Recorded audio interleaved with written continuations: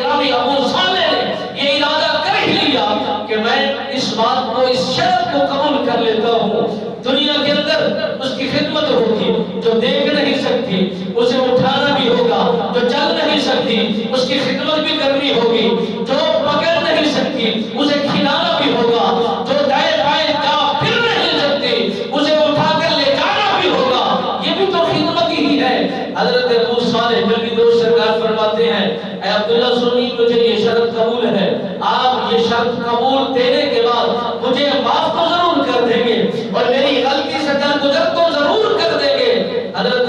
عبداللہ سنی سرکار فرماتے ہیں کہ شرط قبول ہوئی تو معافی ضرور ہوئی، اگر شرط قبول نہ ہوئی تو معافی نہ ہوئی۔ حضرت ابو صالح نے شرط قبول کی، نکاح ہو گیا، نکاح ہونے کے بعد یہی طریقہ مزاج ہوتا ہے، میاں بیوی اپنے کمرے میں جاتے ہیں اور وقت گزارتے ہیں۔ حضرت ابو صالح نے جب کمرے میں نگاہ رکھی اور کمرے میں اپنا قدم جمایا، حضرت عبداللہ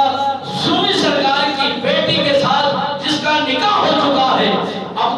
حضرت ابو صالح نبی دوست جب کمرے میں داخل ہو کر دیکھتے ہیں، آنکھیں بھی بحال ہیں، حسن و جمال بھی کمال ہے، ہاتھ بھی کام کر رہے ہیں، وہ اذکار بھی کر رہی ہے، مصلی پر بیٹھ کر اللہ کی حمد و ثنا میں مصروف ہے۔ حضرت ابو صالح جب یہ پس منظر کو دیکھتے ہیں، بے ساختہ ہو کر باہر کی طرف آتے ہیں اور آ کر زار و قطار کے ساتھ رونا شروع کر دیتے ہیں۔ اور جب آپ کے سسر صاحب کو یہ خبر ہوئی کہ یہ بیٹا اور میرا داماد روئی جا رہا ہے، آپ نے پوچھا